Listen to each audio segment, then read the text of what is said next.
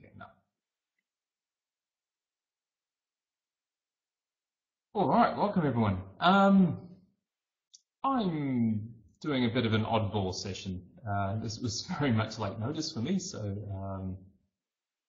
probably more prepared than I usually am, with those who know me.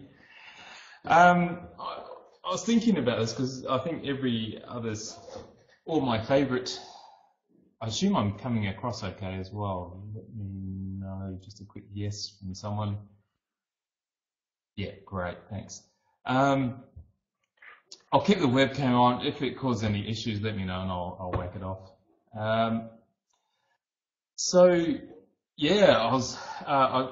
Wendy asked me to do a session, just there were some empty spots, and I think all my favourite topics have been taken by everybody else, which would pretty much cover development and a lot of little areas of Moodle, my pet favourite topics. So I was kind of thinking, the reason it came about is, so I work with Pukunui. We're one of the Moodle partners, one of the original Moodle partners in Australia, and we get to see a lot of people the way they use Moodle sites. And over time, I've had a lot of conversations with people about what Moodle is and also what it isn't, and very much have found that if people have that wrong idea in their heads, they get frustrated with it. They think Moodle is something that it isn't, and it frustrates them that, and they start abusing the system and really have got the wrong idea to start with. That said, that said, a lot of this too is just looking at the history of Moodle. Oh, okay, Sam. Well, no point in me saying that because you can't hear me. A lot of this is looking at the history of Moodle too and where it's come from, and it's probably very important to know Moodle's background. I know there's people, I think everybody in here is very much a long-time Moodle user. So, but I thought I'd go through it, and look, jump in, please correct me on the facts. So a lot of this is just my personal journey and some little stories as well. And then probably the last two slides is the bulk of it, talk about what Moodle is and what Moodle isn't. So, moving on, and just talking about me, who I am, it's all about me. That's my kind of background. I went to uni, I did a Bachelor of Science, started off doing a physics degree, which kind of meant you also do a maths degree. And I did IT on the side. Oh, cool, Sam. And I ended up with maths, physics, IT degree, and thought, what do I do with that? And so I went into education. I thought, hey, you might as well teach other people about that. So I did education. Did go and teach at a high school, well, a couple of high schools for a number of years as a maths science teacher. I actually enjoyed it, enjoyed the classroom. What I didn't enjoy was all the other stuff around it. And in the background, I was also doing some other jobs that kind of took my interest. One of those was doing an IT project with Martin, funny enough. So I'll talk about that in a bit. Lectured at TAFE and so on. I was a researcher at Curtin University, which was where Martin was the webmaster, so here in Perth in Western Australia. Not that we worked together, but he was webmaster then and was doing his PhD that led on to Moodle at that time. End of the day, I'm a developer nerd, so worked on various projects, as I said, which includes Moodle. These days, Pukunui, so we're a Moodle partner company in Australia and in Hong Kong, and have an office in Malaysia as well. Vinny, many of you will see Vinny around the iMoot site, posting and running things. He runs our office in Malaysia. And more importantly, husband and father, and that's the obligatory family photo. So. And many of you will know my wife, because that's Wendy, who's also running around this iMoot site. She actually works part-time, does a lot of conference stuff and so on, so she's actually organising this whole iMoot. Nepotism, I guess. Moving on. So Moodle. Yeah, she has. I don't know how you're feeling about it. I actually think this year's iMoot, from our point of view, in terms of running, it's just been really smooth. I think it's a lot of work. Wendy, Vinny, Gareth, Teresa, the four of them have put in a phenomenal amount of work behind the scenes this year. Most years it's a last minute effort. This year it's just run smoothly. So, yeah. Shout out to you guys. So the background to Moodle, for those who don't know, Martin Dunyamis, pretty sure everyone knows Martin. He started Moodle, and he started as a PhD project. Short story is he'd actually done a degree at UWA, I did my degrees, and then moved to Curtin University, did his Masters in Education, and then was the webmaster there. He did work with an early LMS there, which was WebC2, became WebC2. And then he started thinking about there's got to be a better way to do all of this. And so that is, I've put up there the title of his PhD. So the use of open source software for social construction, epistemology, teaching and learning within internet-based communities of reflective inquiry. So a massive PhD title.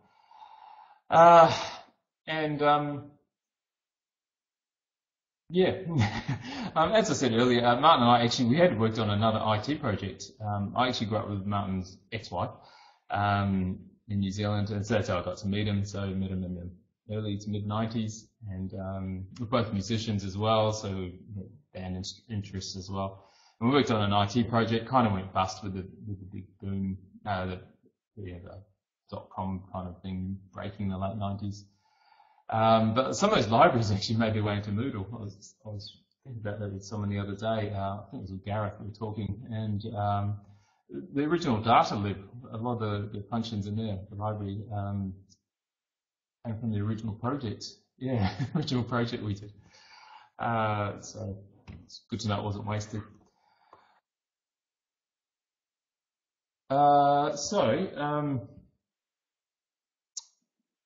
Moving on with that. Moodle does have a background to it, and I'm getting to what Moodle is. This is kind of the path I'm going on. So there is this idea of social constructionism in Moodle. It's the underlying pedagogy to it. And we call these Martin's 5 laws. I don't know if he likes calling them Martin's 5 laws, but we call them Martin's 5 laws. And I did have a link. Unfortunately, it's on my other computer, so I'll have to type it in there.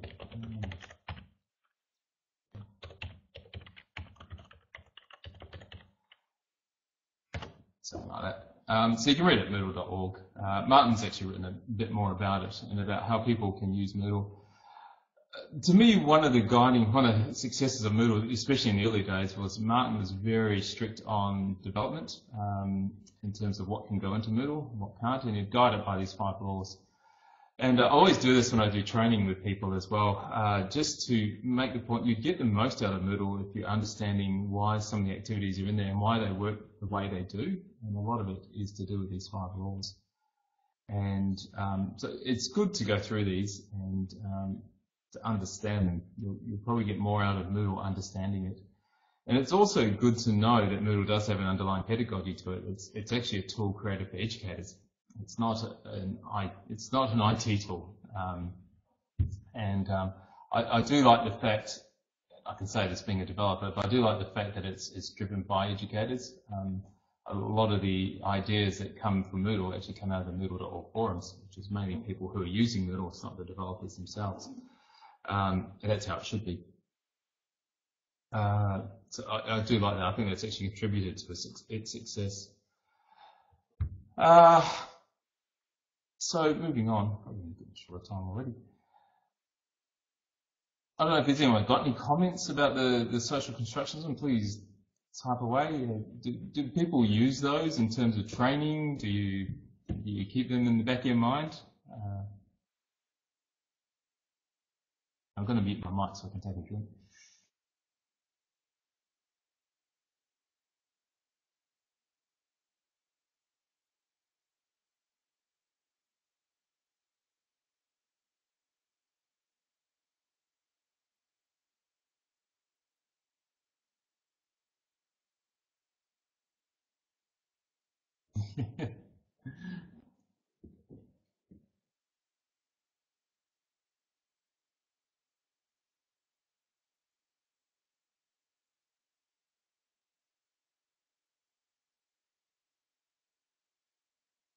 Yeah, agreed.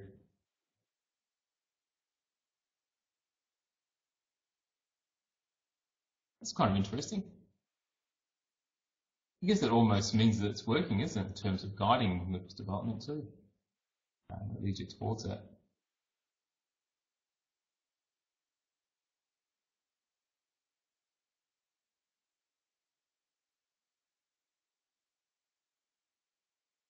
Hmm.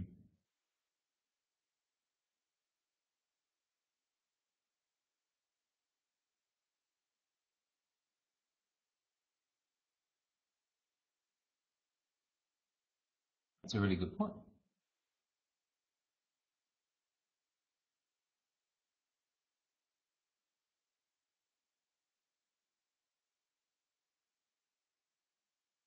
Cool. All right.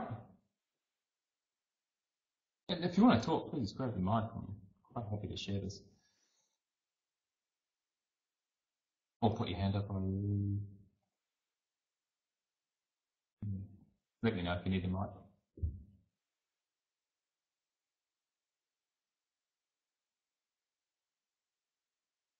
Yeah, done by Joyce, who I think on this weekend is going to be popping around iMoot as well. Yeah, Moodle tool guide for those who I'm talking about. All right, I'll move on. But yeah, Martin's written a so that link I put in earlier, he's actually written a bit more information there about the different activities of Moodle and how they fit into that as well. I think probably the one that grabs me most in terms of training when I talk to organisations is is actually that first one, is the one that I guess grabs me the most. All of us are potential teachers as well as learners, through a collaborative environment, we're both. And just the idea that we can learn off each other. And it really does remove that concept of a teacher being a source of all knowledge. There's so much to learn from everybody, regardless of their age and their experience. You can still learn something from them. And just putting people in those environments, and where students will learn from the fact that they can teach other students. You put them in that environment, they will learn quite well. And I do remember seeing, I forgot his name, Gupta did the Hole in the Wall project in India, where he basically put a computer. He just put a hole in the wall and put a keyboard there and a screen, and he left it. And the street kids, he videoed it, and you saw a street kid came up, and then they touched it, and they're wondering what it was, and then one realised that the mouse, when he moved the mouse, the little cursor on the screen moved, and then just tracked them over the weeks, and how they learnt how to use the browser, how they were teaching each other. So that's his name, Nitro, that's it. Yeah, so I saw a presentation of his in Hong Kong, and it was just amazing. And some of his current work is amazing too. I think he's in the UK now, isn't he? But some of the work he's doing around the world is just phenomenal. But just the idea that people can teach each other. I think the last time when I saw him about 2 years ago, he was asking the question: are teachers even necessary? Can we learn without the traditional teacher role? So interesting research.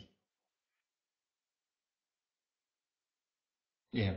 And probably my last point on that's probably what you just mentioned then too, Gareth, is that this is a work in progress. By no means has Moodle nailed it, but I like the fact that it's guiding the direction that it's going. That's probably my point on that too. Let me get off that. Yeah. You see a lot of projects that don't have guiding principles, which they just flounder because there's nothing to work towards. They try and do everything. Probably a point I'm going to get to soon. Moodle, the word Moodle, I use it as a slide if anyone does know the acronym, but that's it there, Modular Object Oriented Dynamic Learning Environment. Yeah, the M did stand for Martin's originally, but he changed it. I don't know if Martin would like me sharing this. I'm sure he'll listen to the replay of this. At least my take on it is, there's 3 criteria. Yeah, I know, he swears it's not true. Yeah, maybe it's something we just came up with, I don't know. I think the three criteria, I think, was that one, that it was, when he came up with the word Moodle, was that it was usable as an acronym, because that, I'm sure that was more of a backronym. He came up with it afterwards. It was a memorable word, and the domain names were free on the internet, so you could grab them. The word Moodle is actually a verb as well, describe the process of meandering and so on. And so I've just grabbed that verb from Moodle, from the doc site. Indeed, yes. Oh, I can't remember his middle initial.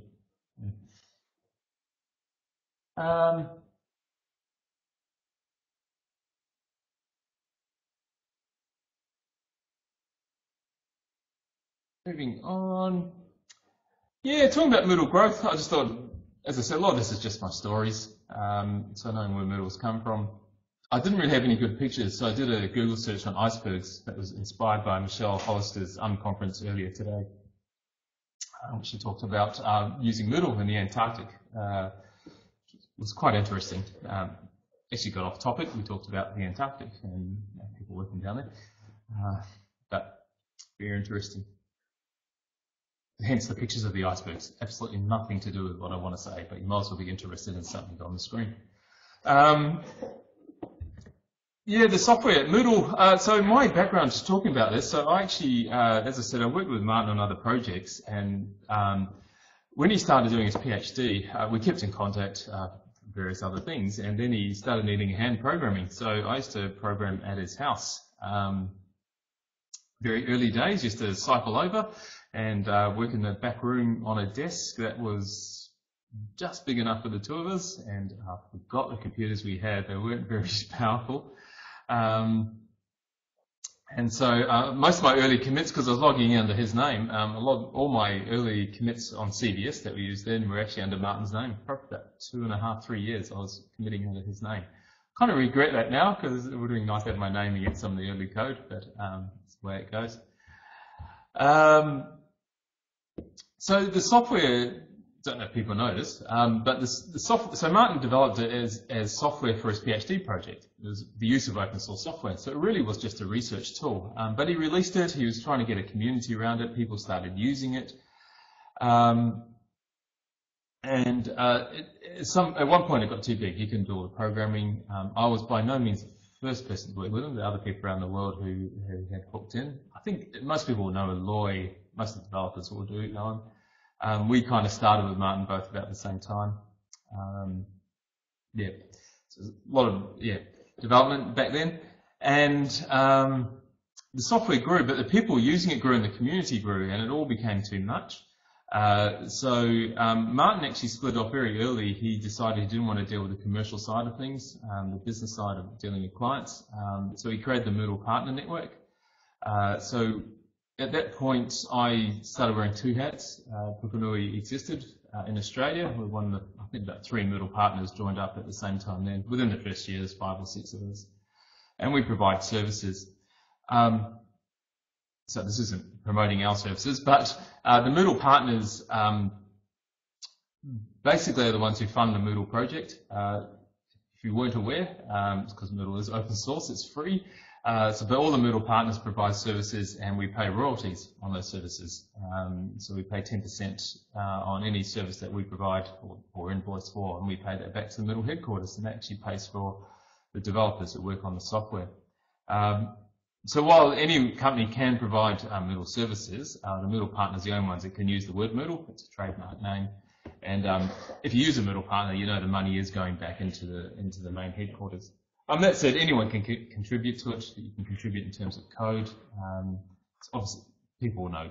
Sorry, Tim, just going to use you as an example. Tim works at the Open University, but looks after the quiz module and maintains it. So part of his job there, it locks into, putting code into Moodle. So in that sense, the Open University probably contributes an awful lot of time and resources into the Moodle project. I did have some pictures here. I might see if I can get them up. Of the Moodle headquarters. I thought I'd show them. The early Moodle headquarters were.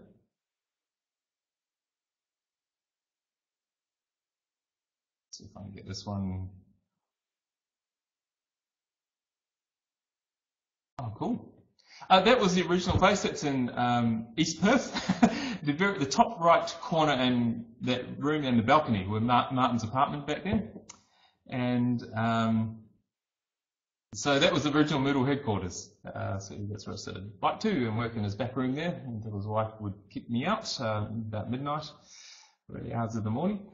At some point it started growing and Martin knew he was going to have to take on developers, so we moved into...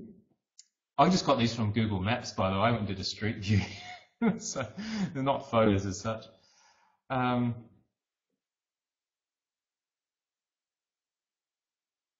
So is it coming up? Come on.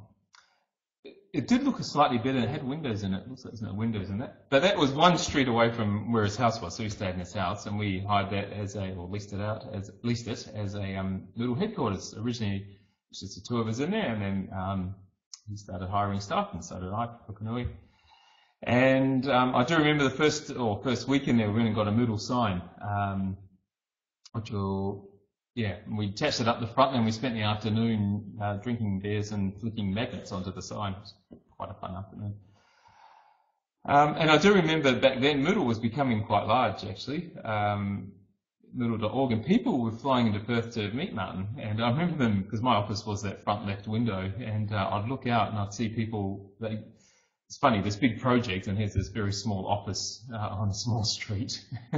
You'd see them take a second look at it, wondering if that really was the Moodle headquarters. But that was it. Eventually, we outgrew that. So at this point, Moodle headquarters and Pukunui were both sharing offices. We moved into the next place, which Tim will know very well.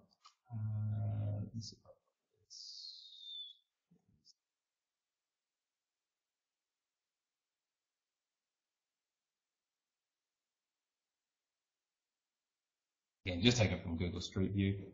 So it's just a reasonably big office, and that's actually where I am right now.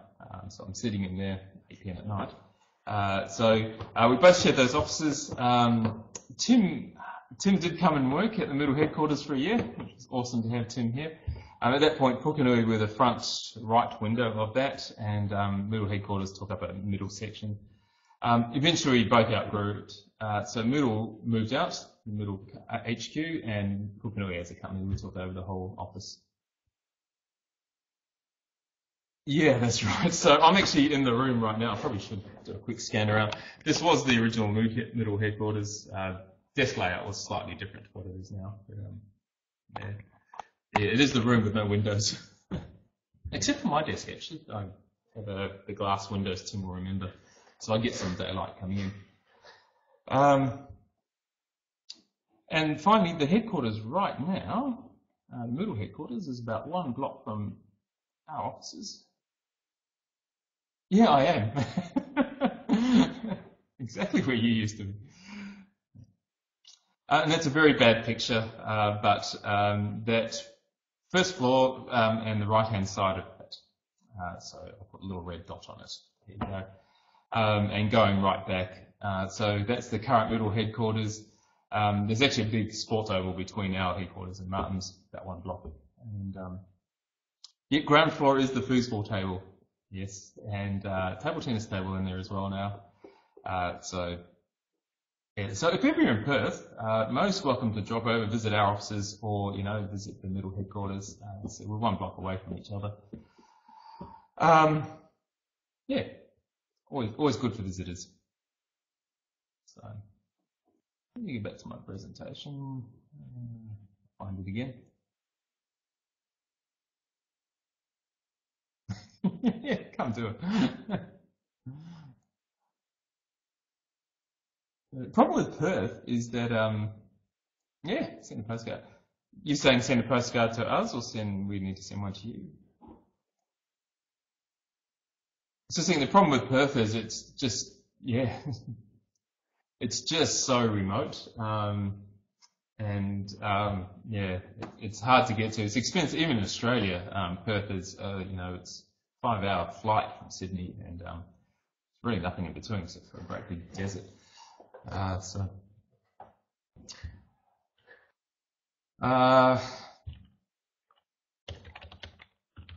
it is. Actually, Tim, there's the funny thing. People who visit Australia probably see more of it than we do. So I know Tim's travelled. He's seen more of Australia than I have. I've lived here 25 years now. Tim in his 1 year has seen more of this place than I have.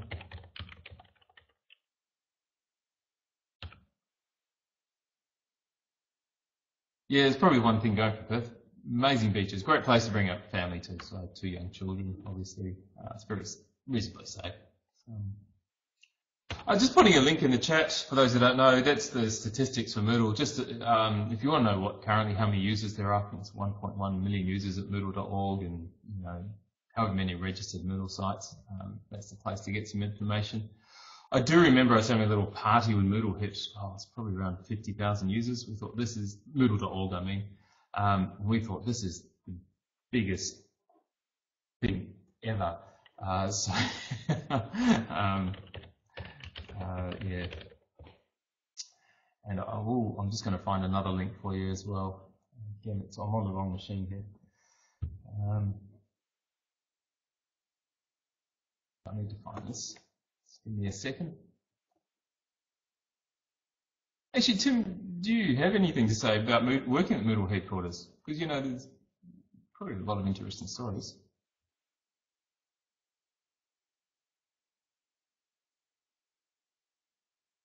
I don't know if I've got anything in particular to say, really. I mean, it was very nice for a year. I mean, small companies are nice because you just get on and do stuff. Unlike the Open University, which is big and bureaucratic and has lots of managers making you write reports about how you're working efficiently, so you can't get on with work. That's a bit unfair, but as Shane said, Perth is a long way away from the real world, so kind of at the end it was quite nice to come back to civilization in the UK. But it was a really great experience, and since me, 2 other people from the UK have gone out to Perth to work there, Dan Patowski and Andrew Nichols, so Yep. Yeah, nice place. Yeah, and Dan's actually heading back. Yeah, Dan's now still working for HQ, but heading back very soon, back to the UK, Lancaster. Yeah, I did wonder if that's why he wasn't giving a presentation this year in transit. I don't know. And I happened to see them. Sorry, having a little goss catch up here for everyone else. Because Peter Skoda was leaving as well. So Pukunui, we all decided to go out for lunch, and we bumped into them at the same place, all the Moodle HQ guys. So, it's all down there. It's about a week ago. Yep, the Brisbane. Tim remembers the pubs around us as well. Thanks for that link, Mary. Yeah, so it's the Martin, basically the history of Moodle and how he got into it.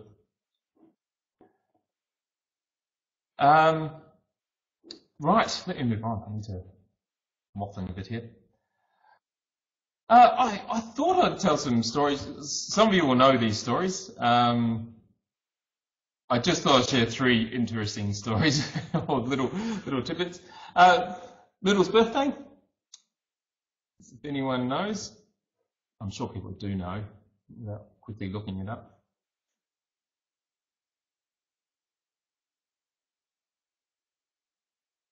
That's the one, 20th of August, 2002, was version 1 of Moodle. 20th of August every year. And I'm sure you know who else's birthday that is as well.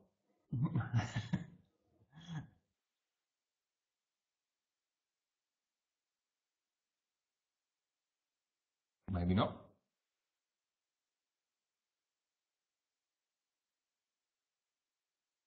I'll say it. It also happens to be Martin's birthday as well. He actually did the first version 1.0 release on his own birthday. So when you celebrate Moodle's birthday this year, you probably say happy birthday to Martin as well. Again, he might kill me for letting out that's his birthday. So it's 20th of August 2002. It's also make Moodle 12 years old.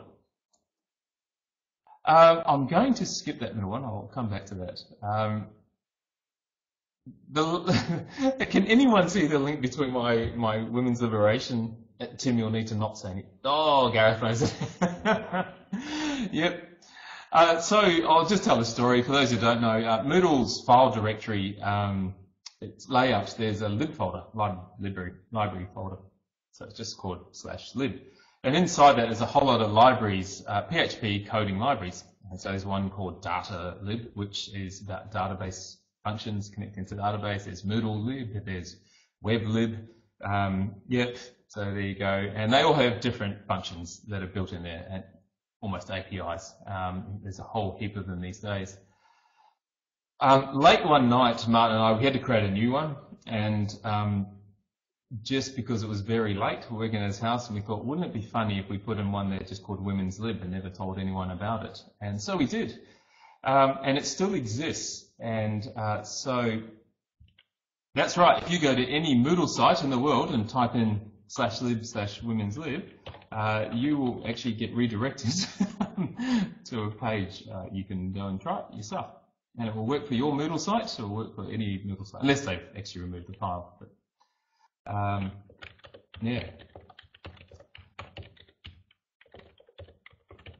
Just thought I'd tell you about that little Easter egg that's in there. Yep, that's right.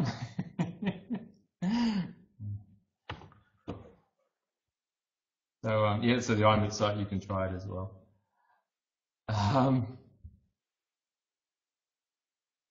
There were a few other, well, I won't share all of them, but for years, you would have seen Martin's smiley face as one of the emoticons, but for years that was hidden. People didn't know about it. If you type Martin in brackets, it used to come with a little smiley face with the goatee. And there were a few other hidden ones in there. Yeah, I might be at that. That's how something's gone to Moodle. It's just silly late night programming and yeah, make no ideas. It's really hard to do that these days, basically because of the development structure and integrators. Bane of my life for putting things in Moodle now, because it goes through them and yeah, well that's the problem, Tim. I can't get it past the integrators. Although now that Peter's not there, it might be a bit easier. He was very hard to convince.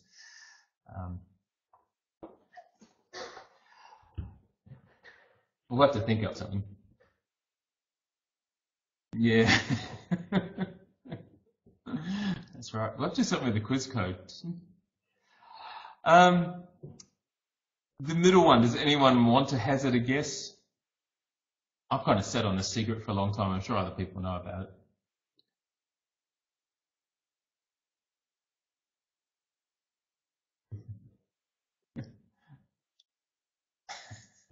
Most great art cookies. That middle picture is, let's say it's an orange poo. I don't know if anyone remembers the original Moodle orange, and I do have a link here. Let me get this from the Wayback Machine. Here we go. I'll paste this in.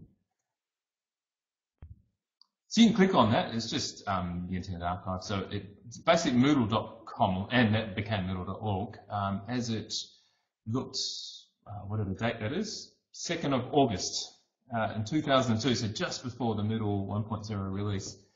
That's what Moodle looked like originally, if you want a bit of history. It's terrible these days. It was pretty impressive back then, though. Sorry. The whole point of that was the Moodle orange, which is actually that kind of background orange. It was there for years. It was the Moodle orange. And so I think everyone knows what I'm talking about. Yeah, just look terrible. It was the Moodle orange. If you want to know why exactly is that orange, look at the RGB codes. You can probably look at the code for that site, and you'll see that the original orange codes, now the hexadecimal, 6 hexadecimal characters. I think you'll find it's this. Actually, I probably should do a look myself.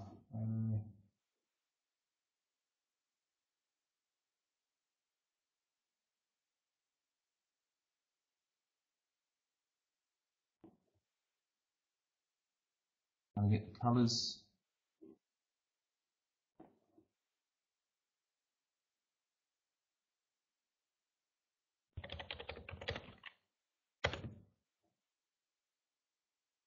That was the original RGB code for that orange in the background, which Martin and I found very funny that it's about the word feces. So yeah, we had another name for the orange related to that picture. So there you go, one of those little inside jokes. Now I look back, it's like the two teenage boys giggling about it. It's sad, isn't it?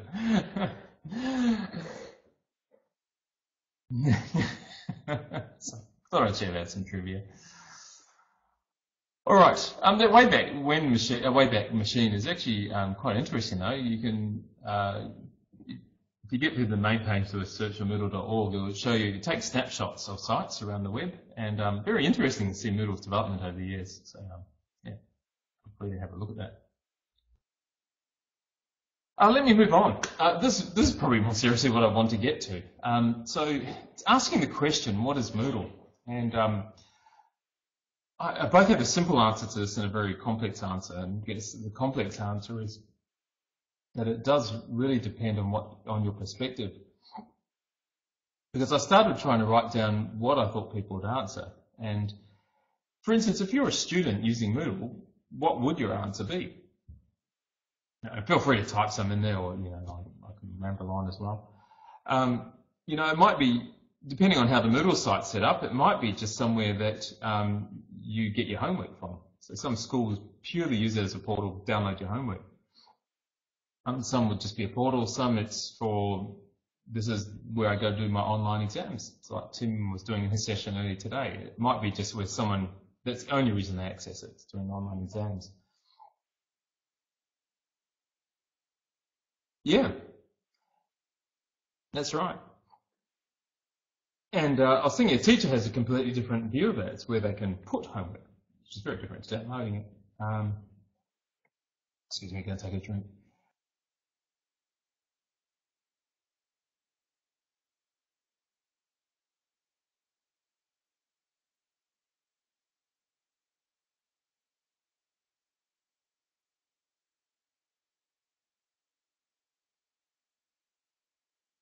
So I don't know if you want to keep throwing in ideas of what you think Moodle is, or I guess the probably more specific question is, for what purpose do you use Moodle? I think I put that in the forum, which no one could access up till now. But for what purpose do you use Moodle? And I do think that really depends on what the purpose of the Moodle site is for the organisation and what your role in it is as well. Yeah, so exactly, Gareth. I put it a bit more eloquently than me.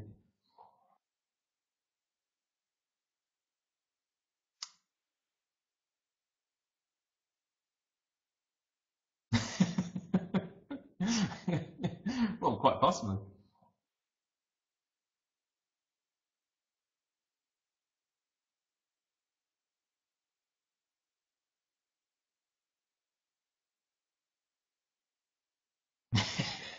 I find it.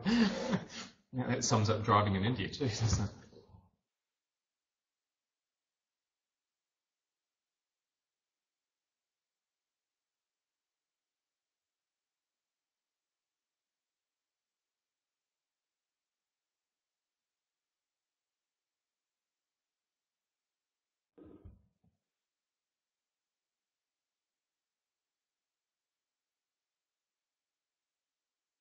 Yeah. Awesome answers. Honestly, you'd probably get as many different people as you can get in the world. There'd be that many different answers. So I was even thinking about, I put an organisation executives as I thought about it. I thought people who don't even touch Moodle will still have an opinion about what it is, because they'll see it from their perspective, what it does for our organisation. I just thought about that because we were dealing with a project this week where we had to deal with people who weren't involved in the Moodle site at all, but they had a view of what it should be and what it should be doing in the organisation. That's what Moodle was for them.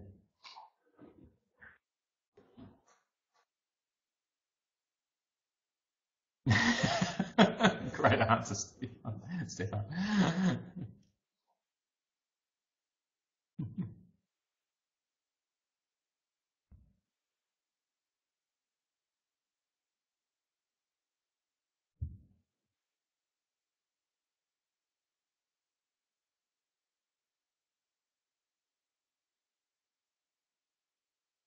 Yeah, I guess the follow-up question is this: what have you found barriers when you do have people who have a concept of what Moodle is, and then trying to implement that for them?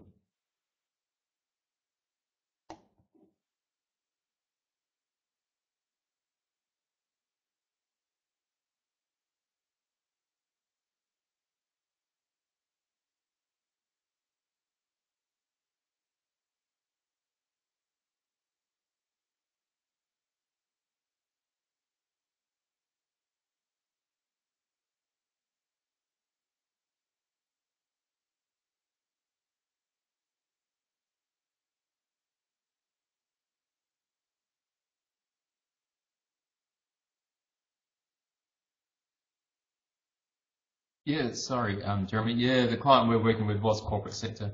I probably should point that out.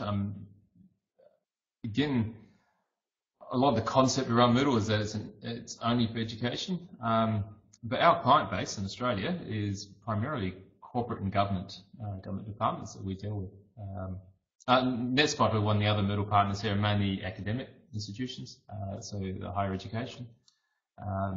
So I guess it depends on the partner as well.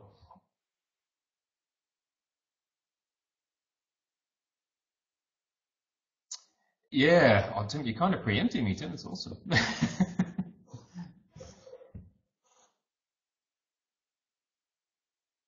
So I was going to counter this whole argument too about what is Moodle. You know, the idea is that it is a learning management system or virtual learning environment, or Martin likes to call it a course management system. And I guess it's people's definition of that actually changes.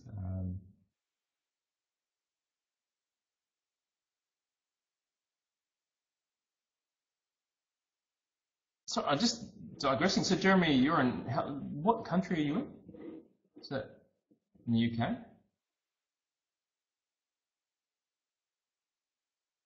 Oh, awesome. Yeah, we support a lot of the area health, we call them area health, or local health districts now, and I think they're getting another name change from the new governments in Australia. But we do a lot of their Moodle sites around Australia as well. And even with them we see completely different usage. Yeah. Yeah, Moodle is what you make it. I do like Martin does quite often now. He talks about Moodle becoming an e-learning platform that you can build on. I think it's Martin that came up with that. And just the idea with the different plugins, it does have a lot of scope to change how you use it. You know, and the idea of those different plugin areas is that you can add third-party plugins that will extend it out in different ways that I guess the core is not intended to, but you can make it work for different purposes as well. And just flexibility within it. You know, one of my favorite topics is talking about the role system in Moodle. Even playing with roles, you can change how it works in very big ways.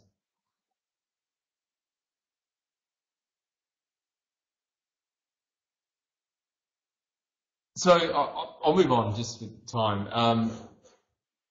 But yeah, look, I'm kind of torn between these two ideas. That Moodle is a multitude of things. Kim, you probably summed it up for me there. Moodle is what you make it. But it's also a learning management system. And I'll explain what I mean by this. Is that I think some of the success of Moodle, seeing it over the years, is Martin's been very good at kind of defining what he calls a course management system, but what he thinks that is, and having his what I started off with, those 5 laws, and guiding the development with them. So he had a very specific idea in mind. And why I say this, there's always a lot of pressure on him to put in other things. So, you know, a lot of people say, so years ago is why doesn't Moodle have better file management in it? Why can't it do version control of files and so on? And the simple answer coming back is that isn't Moodle's job. It isn't what Moodle's designed to do. It's a learning management system. But let's make a plug-in API, which is now the repository system, where Moodle can plug into other systems that may give you those features you need. You know, and why doesn't Moodle act as a portfolio system to create digital portfolios for users? You know, and the answer is that's not what Moodle's about. It's a learning management system, but let's make it play nicely with these other systems that can be dedicated to their job. And so to me, looking back over the years, it's actually, I think, a lot of the success, and again, this is a very personal opinion, but I think a lot of the success of Moodle has been, Martin has been very good at guiding Moodle, focusing on the one thing. And that's basically the idea he has in his mind. I think within that, there's scope, there is movement. So Moodle can act as a portfolio system, it can act as a repository, but that's not its primary purpose.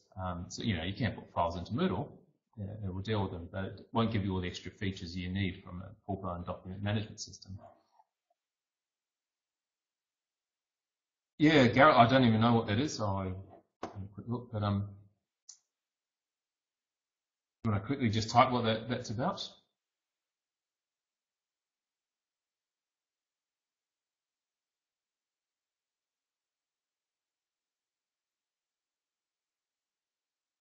Right. Yep. Yeah. There's an awful lot of good ideas out there. Yeah. There's an awful lot of good ideas. The track is full of great suggestions for Moodle. It's about guiding development. You know, you have limited resources, and so it's focusing on the main thing. And my next slide there's part of that UNIX philosophy. I forgot who wrote. There's been a few people who've written books about UNIX philosophy. One of them had 9. He summed it up in 9 points, but this was his first or second point. Was basically do one thing and do it well. And I think that's, you know, UNIX is built on that concept of each tool does one thing and it does it well. And on its own, it might be very simple and boring, but they link together and you can do some very powerful stuff. And so I think that's the idea these days. Again, as a service provider, we often provide kind of solutions where Moodle is a part of a solution. It does its part really well, and we'll make it play nicely with other systems and so on. And I guess from our point of view, when we do those solutions, that is one of the beautiful parts about Moodle. And again, it was someone I sat in a session, and I'm really sorry if you were in this one. I forgot who did it. It was about talking about the web services and how they're so important for linking to the other systems. I forgot whose session that was.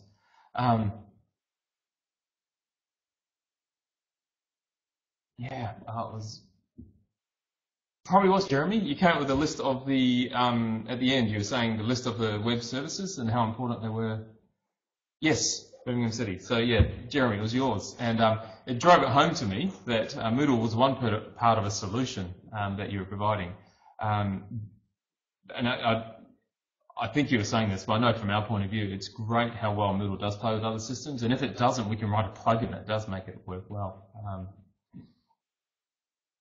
Yeah, there's quite a few of them out there. Please feel free to disagree with me here too. I know a lot of this is very subjective, and I guess I'm sharing from my experience of working with Moodle and also being involved with as a Moodle partner, but by no means doesn't make me right about these things. Oops. So I'm moving on to pretty much my last couple of slides here. We'll finish up on time. What Moodle is not,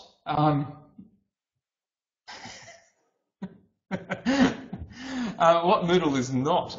Let me say this, I put this in there in just a random picture of an iceberg as well. Moodle is not an iceberg. Moodle is also not a lot of things, and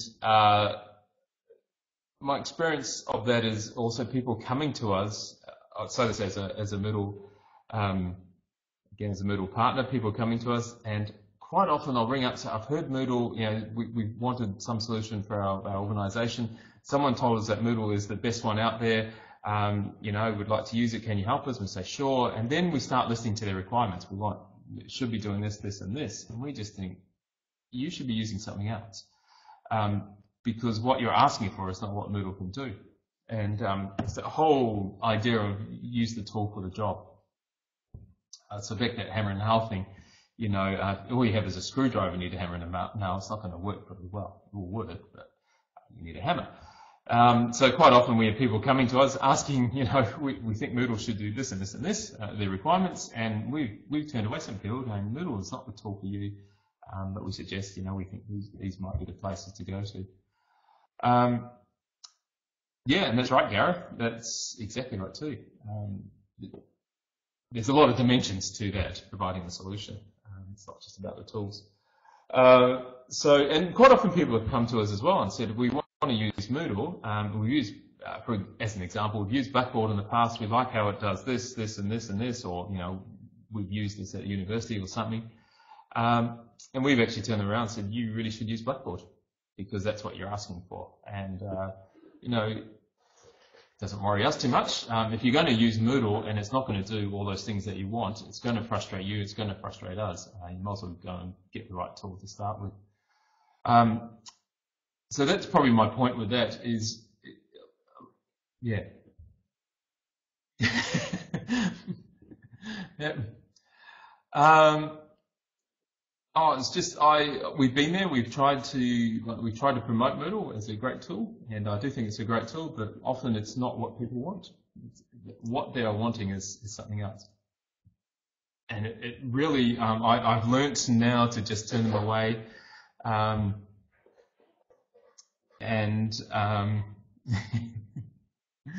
Yeah, that's right. Just turn them away. So that's going to cause you frustration working with us because we're not going to be able to provide what you really want, and this is going to frustrate us trying to chase after something we can't do. Again, talking about, I know it's collaborators, the C word here, isn't it? You do know we used Illuminate the first year of iMoot, which became Blackboard Collaborate. Just saying.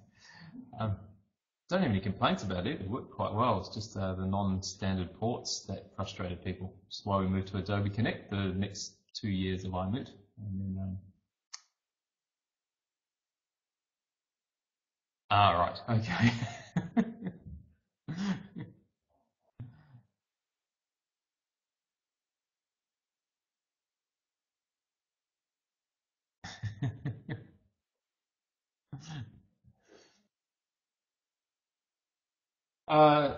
So my concept, and please add any comments, but I'll finish this up, was just, it's really important to know what Moodle is not, and the other questions I had with that was, what can Moodle do and what can't it do? It's really important from our point of view to know that. Sometimes Moodle just can't do what you're asking it to do. Like I've already done examples, it can't do full-blown file management, it's pretty useless at web conferencing. Hence why with the iMoot we have a Moodle site as the main portal, but we're using Big Blue Button. It is good at what it does. Moodle can't do that. So knowing that will help you provide the solutions, and it saves a world of frustration.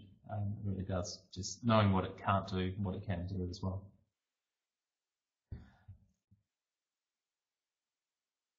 I don't know. And again, I know a lot of people are involved in Moodle for a while. Have you found that? So even hearing some of these other presentations, so Tim, even hearing yours earlier today, just the idea, you're wondering what to use, whether Moodle, you should use a full-blown Moodle for delivering those online exams. Great question to ask, and I know you came about to Moodle for other reasons, but has anyone here actually been asked to use Moodle and suggested there's something else for the job?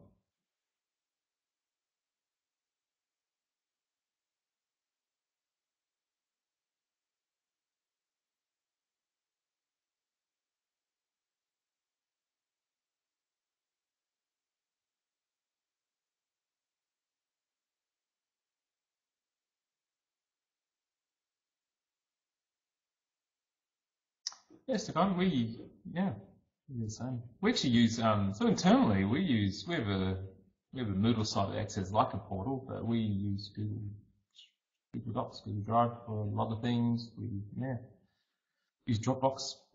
We're taking a lot of stuff. It's coming down to tool for the job for us.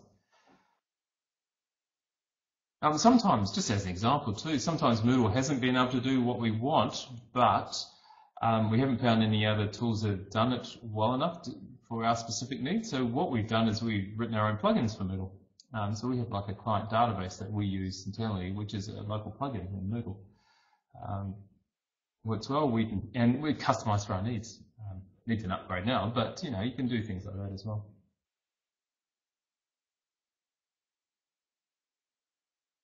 Oh, I'd be interested to see that, Kay, actually. I know, Tim, I haven't seen it, but man, I'm getting a lot of tabs open now. I'm jumping through things.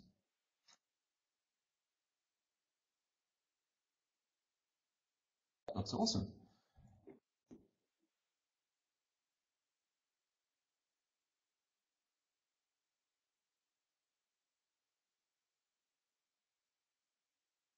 Okay.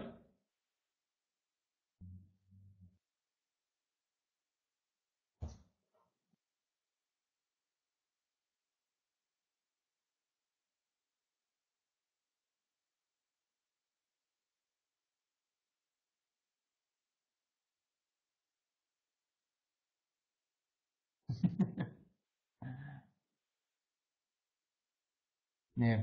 From a client's point of view too, it probably ties in with some of your stuff you were talking about, Jeremy. It was that it's making it seamless as well. So not just about the look, but users get completely frustrated if they have to log into multiple systems. So the whole single sign-on concept is so important in terms of putting these systems together as well. All right, I'm going to move on. I might just wrap this up. Just some important links. I grabbed these slides from another presentation I had, so it was more of a dev one actually. So you can see they're all very focused on dev. If you want to contact me, I can't believe I just put down a presentation that's recorded. I must take the slide out. This is my email address. But that's my Twitter, Facebook, LinkedIn. I use the same handle, I guess, for all of those. You can easily find me if you need me. Let me finish by just asking any questions anyone wants to ask.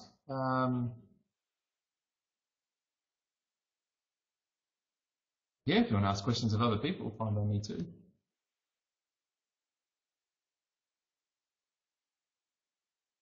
Which slide? The questions?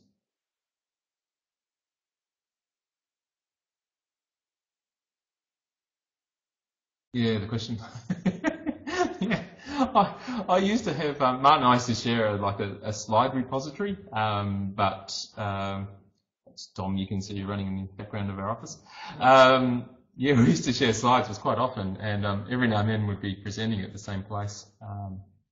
So it'd be quite funny the slides we have. No, I actually did make that slide from scratch, Tim, so I didn't actually maybe pitch the idea off them. I used to have an old one that had it must have been 100 question marks that popped up, and because I was using Keynote, it used to burst in flames and did all sorts of cool little things and rotated out. And, but I stopped that, and certainly can't do it here anyway. It's a PDF. But I was going to say, just Tom, any questions? I guess specifically, I've been around Moodle for quite a long time. Doesn't mean I'm an expert in it, but probably know some of the story. If you've got any questions about, I guess, Moodle's history, even the partnership network, I don't know, stuff like that. If not, I'm fine with that too. Oh yeah, it's an ongoing project. It's actually the open, sorry, Jeremy's question there about a large Moodle site. It's a project we're involved with now, and it's implementing Moodle at the Open University of China. So it's last academic year was 2.7 million student enrollments that they had on the site, and they're expecting that to go up. Yeah, it was in China. So it's an ongoing project. The way I think we will put a presentation together and probably put it out there and maybe a video of it when we finished it. Essentially, it's one portal site, one Moodle site that students will go to, and then they're still doing it through geographic regions though. So each of those will then have its own Moodle site where they have local courses running. So it's kind of a slightly blended learning approach as well.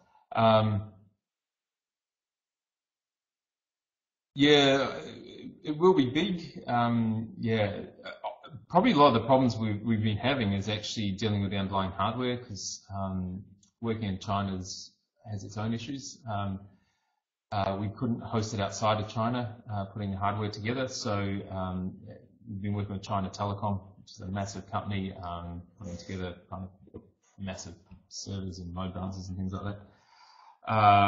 And then making Moodle also, I was talking about single portal sites, so doing single sign-on. They have to centralize all the reporting, so we're writing plugins that can pull reporting in from various little sites and so on.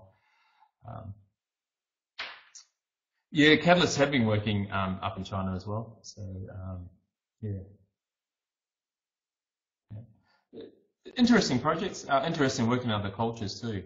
Just their needs. A lot of it has also been around the Moodle interface, doing the language packs, just their needs. You know, if you're going to work in, so they're in simplified Chinese, how that works with a Moodle site. So getting feedback from them. Yeah. It's probably about another year to go before that project is fully finished.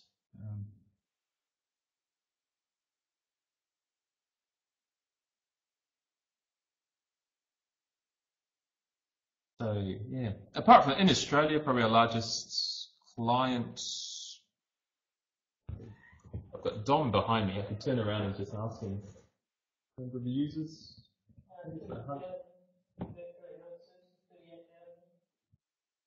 Yeah, so we're saying some of the area health services are around the 30 to 40,000 mark.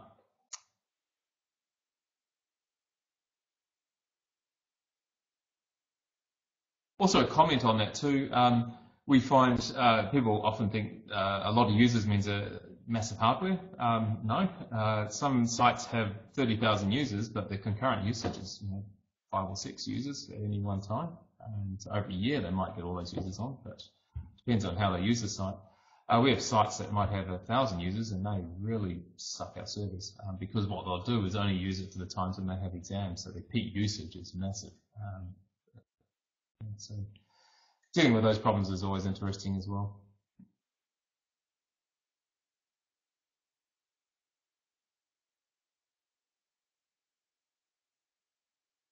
Yeah, so any other questions, or anyone wants to ask anyone else a question? Happy for you guys to chat. I can either unmute all the mics and you can talk to each other, or you can just use a wave or something and I'll something in the chat and I can unmute you. Might be a better way to go.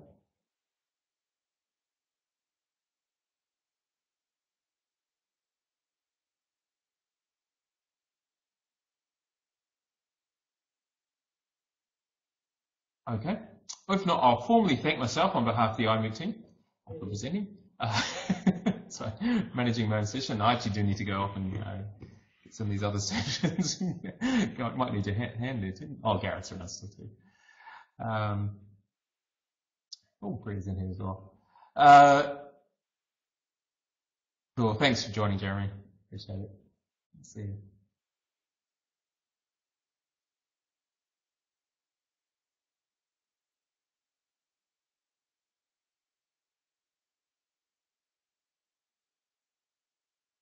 Actually, Gareth, do you want to talk about some of the work you've been doing as well?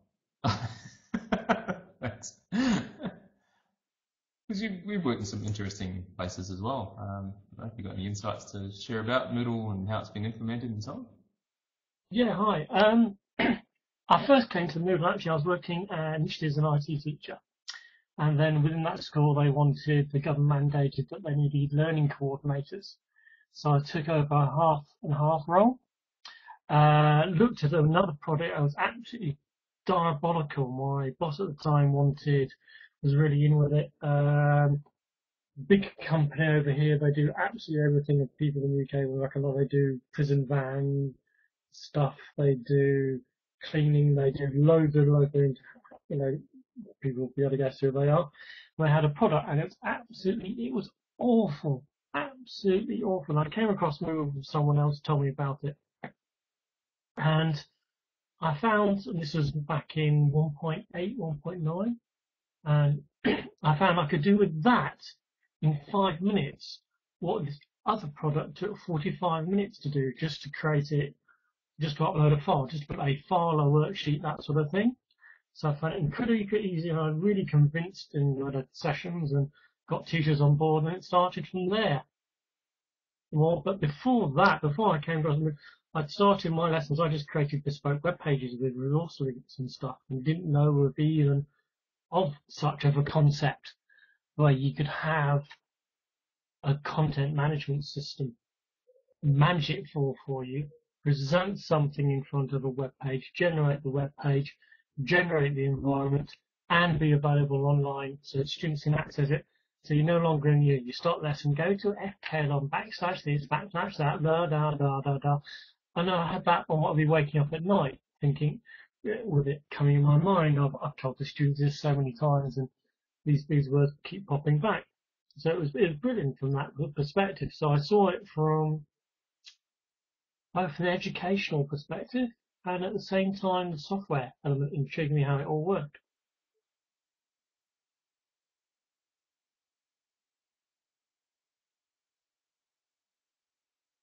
If that helps. Yeah. Yeah. Look, honestly, so there's probably a side thing too. I think one of the great things of any Moodle conference, MOOCs, or any conference almost, is just hearing people's stories. I love case studies and hearing how they came into something like Moodle and how they used it and so on. So I think there's always something to learn. And always nice to know if there's someone else who's shared your problems as well, so, and what the solutions are. So. When I've enjoyed each of the iMoot because everything a year I think, there's nothing more I can learn. But this year I've seen Carrie's presentation, I've seen Merrin's about accessibility, and Paul's about Bootstrap a little bit, and another one about scalability. And it really ignites and fires your brain into thinking, just when you think of, Moodle is starting down a bit, it is what it is. There's always more something new and brand new you can do for it. And it constantly evolves. Pragmatically, at the moment, my current worries is with all the other products coming onto the market and their wonderful glossy interfaces that, we don't know what's under the hood, but there are some real credible threats. With maybe what the University of Sussex has been saying, and a few others, and I've delved into doing theme work, that maybe there is an issue with the code and the way it looks. That maybe Moodle 3.0, for instance, needs to be a rewrite from scratch. Needs to take all the good ideas and then ditch the existing code base and restart something as if it needs to re-evolve itself, go into a catalyst and and start again, and get rid of some historical code or historical ways of practice. Because coming from a software engineering background, I find some bits are really, really nice and committed and stuff, blah, blah, blah, and some bits need catching up in the renderers and bits. So I just feel that maybe it's time for rebirth. I mean, I see from the chat that, not going to happen, but I actually genuinely believe that it should. There was another product I can't really talk about, working for a defense organization. And one guy took a massive risk. He did a prototype of the software. He spent a whole year writing it, worked brilliantly. And then he said to the managers, right, what I'm going to do, we're going to ditch all that, and the next year we're going to rewrite it using everything we've learnt from the previous projects. So he took some of the code, but he did a rewrite. It was brilliant because they made all the mistakes and all the evolution went on in this first version, and they dropped it and they went to the next one. They made it completely from scratch, and you had a clearer, better product at the end of it.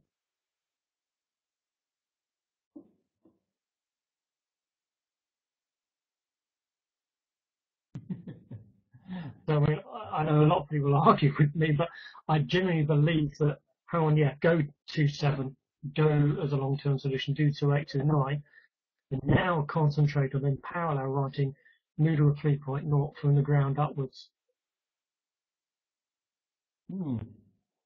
My take on it is, I think Martin and I have often had these chats. We actually, probably about 6-7 years ago, we had a chat about what Moodle 3 should look like.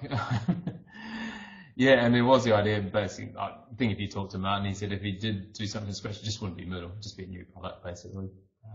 Yeah. And, you know, a lot of that comes about too, you know, it's always great in hindsight seeing some of the mistakes you made, and, you know, he'd probably change, even if he had to rewrite in PHP, he'd change, you know, directory structures and things. Yeah. Yeah.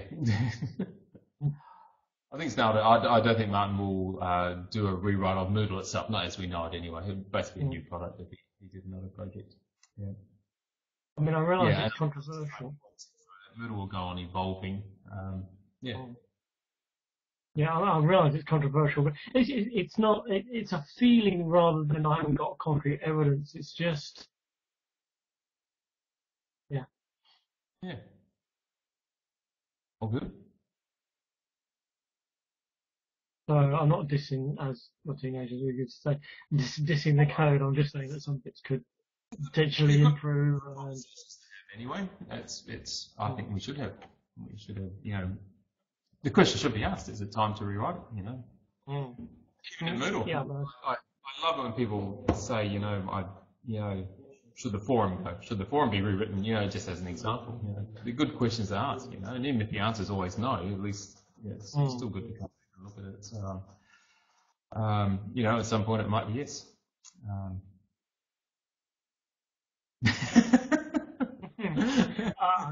I'm going to agree to disagree with you then, Tim. Because I strongly believe performance-wise, mobile first, all the other things, how the web has evolved, that it does need rewriting. When I left university, the web didn't exist, only the internet, and we're FTPing everything all over the place. And look how far in what is, I left the university in 94. I did 20 years and the whole world had changed. I went into teaching in 2002 and then PHP happened. So back then I only knew Java. So that's only what, 8 years? And look, look on considering inflation, how we all struggle to keep up with the next things that are coming along. Oh no, there's Ruby on Rails, there's this technology, there's this idea. Oh, can I keep up? Oh.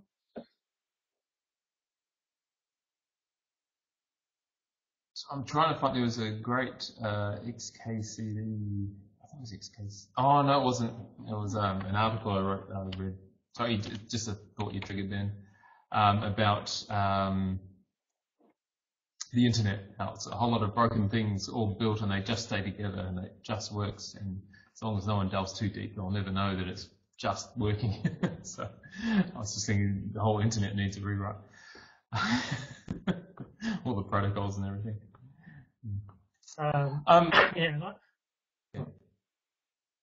Just frankly, for those who are not technical out there, don't worry, it isn't going to break. Some of the underlying protocols are really, really, really good, and yeah, okay, some of the DNS bits and other bits are not. So maybe if you broke into a few places, you'd have problems, but some scare stories are true, some are not. I was going to say the whole Heartbleed thing was a bit of a worry.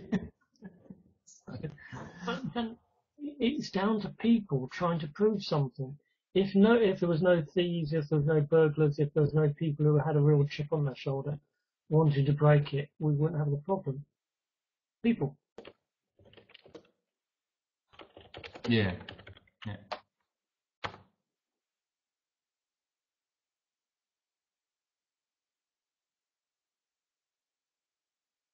All right, well, I might wrap that up. Because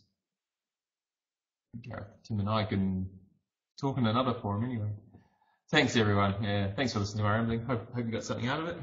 And yeah, I've got to get up and start doing another session. Thanks for your input too, guys. Appreciate your help there, Tim and Gareth. It's awesome. And everyone else who commented.